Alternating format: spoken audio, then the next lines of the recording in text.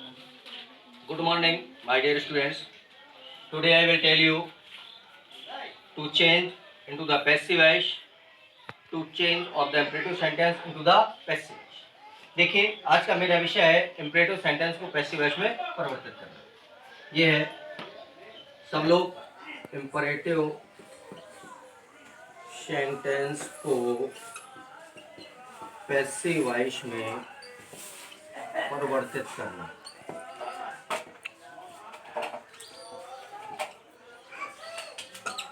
ये मेरा आपका विषय, ठीक है ना। विषय उठता है, बहुत से विद्यार्थी पूछते सर इंपरेटिव सेंटेंस किसे कहते हैं। देखिए मैं बता दूं, जिन वाक्यों में आज्ञा, प्रार्थना, सलाह, सुझाव, निवेदन आदि भाव व्यक्त होते हैं वो कौन सा सेंटेंस? इंपरेटिव सेंटेंस, ठीक है ना। क्या क्या व्यक्त होता है? आज्ञा, प्रार्थना, सलाह, सुझाव और निवेदन, माने आदि भाव व्यक्त हो तो कौन सा सेंटेंस? Imperative sentence. मतलब आप लिख सकते हैं, जिन वाक्यों में आज्ञा, प्रार्थना, सलाह, सुझाव, निवेदन आदि भाव व्यक्त होते हैं वो कौन सा सेंटेंस? Imperative sentence. जब हम ऐसे वाक्यों को पैसिव वॉइस में परिवर्तित करते हैं तो क्या करते हैं, ठीक है ना।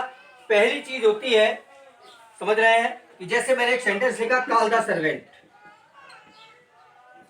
अब ये कौन सा सेंटेंस है? इंपरेटिव, क्योंकि इसकी पहचान होती है, ये मुख्य क्रिया की प्रथम अवस्था से शुरू होता है, इसमें कोई कर्ता नहीं होता, छिपा हुआ कर्ता क्या होता है? यू होता है, यही होता है। मतलब तो देखिए, ये मुख्य क्रिया की प्रथम अवस्था से आरंभ हुआ, इसमें कोई सब्जेक्ट है नहीं, छिपा हुआ क्या है? यू है। तो कॉल द सर्वेंट कौन सा सेंटेंस? इंपरेटिव। इसको मुझे पैसिव वॉइस में परिवर्तित करना है। तो जब भी हम इंपरेटिव सेंटेंस को पैसिव वॉइस में परिवर्तित करते हैं तो इसका एक फॉर्मेट होता है, let plus object plus be plus मुख्य क्रिया की तीसरी, ये third form of the main. माने मैं लिख दिया थर्ड फॉर्म ऑफ द क्या? मेन, ये कर देते हैं तो कौन सा सेंटेंस बन जाता है? इंपरेटिव। इंपरेटिव का क्या? पैसिव वॉइस, ठीक है ना। ये इंपरेटिव का एक्टिव वॉइस है। देखिए, कॉल द सर्वेंट, नौकर को बुला, इसे मुझे पैसिव वॉइस में परिवर्तित करना है, ठीक है ना। इंपरेटिव सेंटेंस एक पॉजिटिव होता है, एक नेगेटिव होता है। पॉजिटिव होता है वो क्रिया की प्रथम अवस्था शुरू होता है, अगर नेगेटिव हो तो क्या शुरू होगा? डू नॉट से, ठीक है ना। जैसे मैं एक नेगेटिव लिख दूं तो मैं लिखा do not make a noise, do not make a noise. एक और मैं लिख दिया do not abuse anyone, do not abuse anyone. ये देखिए, सबके सब इंपरेटिव सेंटेंस है, ये पॉजिटिव है और ये क्या है? नेगेटिव है, और ये भी नेगेटिव है। इन सबको मुझे काहे में परिवर्तित करना है? जानते हैं? पैसिव वॉइस में। तो मैंने आपको बताया, जब भी हम ऐसे वाक्यों को पैसिव वॉइस में परिवर्तित करते हैं तो फॉर्मेट होता है, let plus object plus be plus मुख्य क्रिया, कौन सी अवस्था? तीसरी अवस्था। अब मुझे इसको पैसिव वॉइस में परिवर्तित करना है। मैंने लिखा, क्या लिखा? Call the servant. इसको जब मैं पैसिव वॉइस में परिवर्तित कर दूंगा तो मैंने लिख दिया लेट द सर्वेंट, ठीक है ना। लिखा मैंने, क्या लिखा? लेट द सर्वेंट, ठीक, अर्थात लेट प्लस ऑब्जेक्ट प्लस मैंने बी लगा दिया और फिर थर्ड फॉर्म लगा दी तो क्या हो गया? कॉल्ड, माने पैसिव वॉइस बन गया, let the servant be called, ठीक। इसका एक और प्रोसेस होता है, अगर आप चाहें तो रिपोर्टिंग वर्ब को सेंटेंस के भाव के अनुसार परिवर्तित करके सीधे सेंटेंस को जोड़ देते हैं। जैसे मैंने लिखा कॉल द सर्वेंट, इसे अगर मुझे पैसिव वॉइस से परिवर्तित करना है तो काहे का भाव व्यक्त हुआ?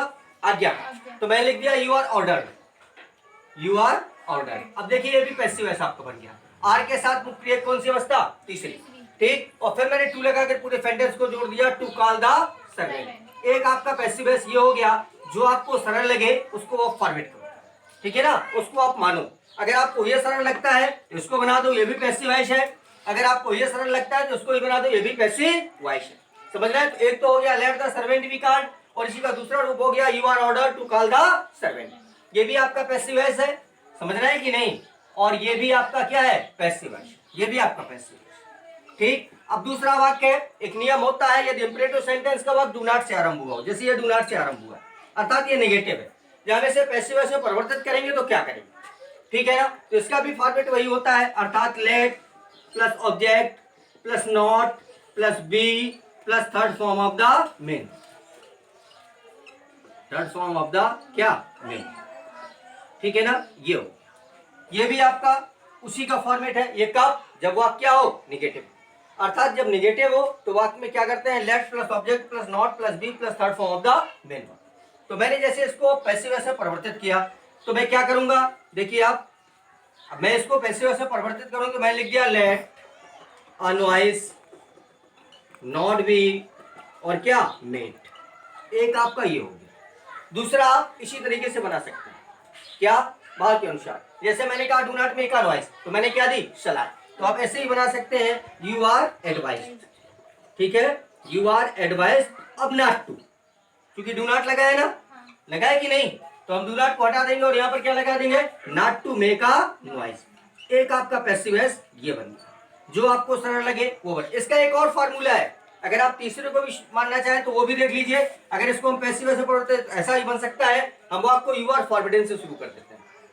जब हम यू आर फॉरबिडन शुरू करेंगे तो पूरे हम डू नॉट को क्या करेंगे हटा देंगे। तो मैंने इसका तीसरा नियम बना दिया यू आर फॉरबिडन। ठीक है ना, यू आर फॉरबिडन। अब देखिए आर के साथ third form of the main verb. अब मैंने पूरे डू नॉट को हटा दिया और टू लगाकर पूरे सेंटेंस को जोड़ दिया, टू मेक अ नॉइस।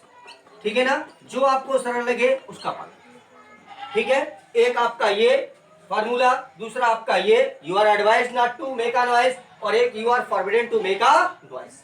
ठीक, अब एक वाक्य है डू नॉट अब्यूज एनीवन, है ना, इसको मुझे कैसे में परिवर्तित करना है पैसिव वॉइस में। तो एक तो आपका फार्मूला वही है, कैसे आप आपको बनाएंगे लेट से, तो मैंने बना दिया लेट। ठीक, फिर एनीवन हो गया बेटा, और नॉट बी क्या अब्यूज्ड। एक आपका ये हो गया। दूसरा आपका हो गया you are advised, you are advised हो गया ना, फिर नॉट टू अब्यूज एनीवन। ठीक, और तीसरा हो गया आपका क्या यू आर फॉरबिडन। जो आपको सरल लगे उसका पालन करिए। You are forbidden to abuse anyone. मैंने कितने रूल्स बताए, 3। एक वाक्य कितने तरीके से परिवर्तित हो गया पैसिव वॉइस में, 3 तरीके। जो सरल लगे उसको फॉलो। अब इसका एक तीसरा नियम होता है, यदि इंपरेटिव सेंटेंस का वाक्य प्लीज या काइंडली से आरंभ हुआ, ठीक है ना, कैसे शुरू हुआ प्लीज या काइंडली, तो उसको कैसे पैसिव वॉइस में परिवर्तित करते हैं। इसको नोट कर लिया सभी ने, बिल्कुल कॉपी पेन निकालो और इसको नोट करो। अब इसको मैं मेटता हूं और आगे देखिए, मैंने एक लिखा कि अगर वाक्य कैसे शुरू हो प्लीज या काइंडली से, जैसे मैंने लिखा please give me a pen. अब देखिए ये भी आपका एक्टिव वॉइस है, और एक्टिव वॉइस का कौन सा है इंपरेटिव सेंटेंस। अब इसे मुझे काहे परिवर्तित करना है पैसिव वॉइस में। कहीं काइंडली भी लगा हो सकता है, जैसे मैंने एक वाक्य लिख दिया kindly grant me leave for 2 days। ठीक है ना, एक आपका ये। अब पहला वाला काय शुरू हुआ है प्लीज से, दूसरा वाला काय शुरू हुआ है काइंडली से। ठीक है ना, अब मुझे इसको काय में परिवर्तित करना है पैसिव वॉइस में।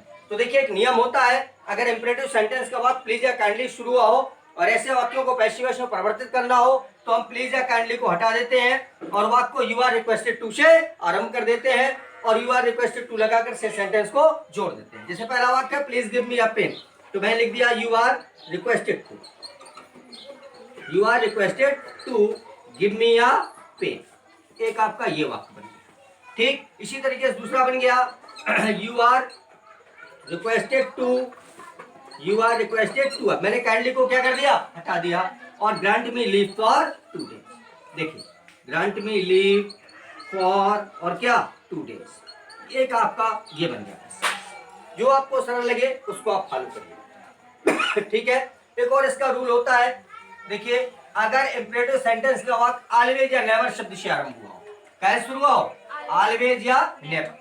ठीक है ना, एक होता है ऑलवेज और एक होता है नेवर। अगर वाक्य किससे शुरू हुआ तो आपको कैसे पैसिव वॉइस में परिवर्तित करते हैं।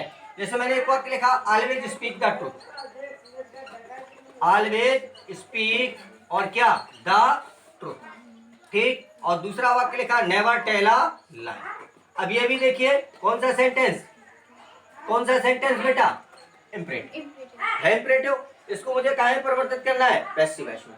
तो एक नियम होता है, अगर एक्टिव वॉइस का वाक्य इंपरेटिव सेंटेंस के एक्टिव वॉइस का वाक्य ऑलवेज या नेवर से आरंभ हुआ हो तो वाक्य को you are advised always to, अगर नेवर से आरंभ हुआ तो you are advised never to लगाकर से सेंटेंस को जोड़ देते हैं। तो पहला वाक्य बन गया यू आर ऑलवेज,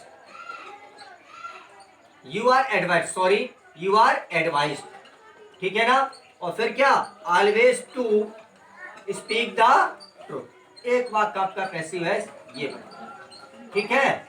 और दूसरा वाक्य ऐसे ही बन गया क्या यू आर एडवाइज्ड ठीक है ना, मेरी बात समझ में आ रही है कि नहीं?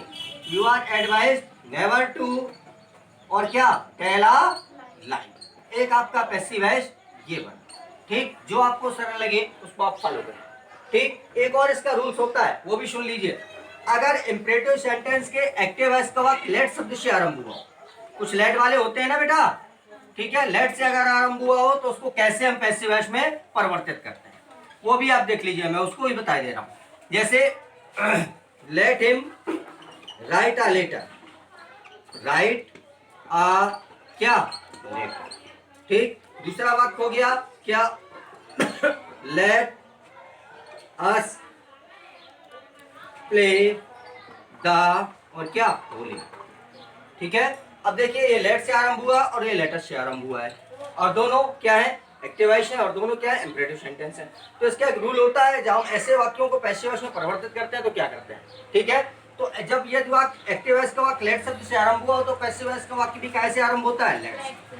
लेकिन लेट के पश्चात आने वाला ऑब्जेक्ट को हम बाई लगाकर एजेंट के रूप में प्रयोग करा देते हैं, ठीक। और मुख्य क्रिया के पश्चात आने वाले ऑब्जेक्ट को लेट के पश्चात प्रयोग करा देते हैं, फिर बी लगाते हैं, फिर मुख्य क्रिया की तीसरी अवस्था लगाते हैं, और फिर पूरे सेंटेंस को जोड़ देते हैं। तो मैंने इसको जब पैसिव वॉइस में बनाया, देखिए बन गया लेट, ठीक। अब मैंने बताया कि लेट के पश्चात आने वाले ऑब्जेक्ट को, लेट के पश्चात ऑब्जेक्ट क्या आया बाद में हिम, इसको मैं बाई लगाकर बाई एजेंट के रूप में बाद में ले जाऊंगा, और मुख्य क्रिया के पश्चात आने वाले ऑब्जेक्ट को उसके पहले ले आऊंगा।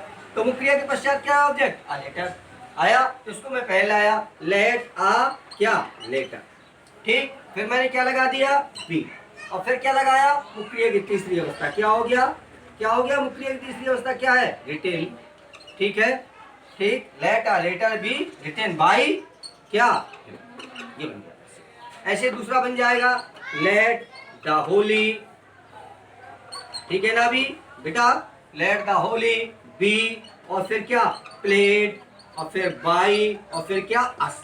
ये था आपका इंपरेटिव सेंटेंस को पैसिव वॉइस में परिवर्तित करने के नियम। मैंने कोई भी ऐसा रूल नहीं छोड़ा जो ना हो, मैंने सारे रूल्सों का मेंशन किया है और सबको बताया है, ठीक है।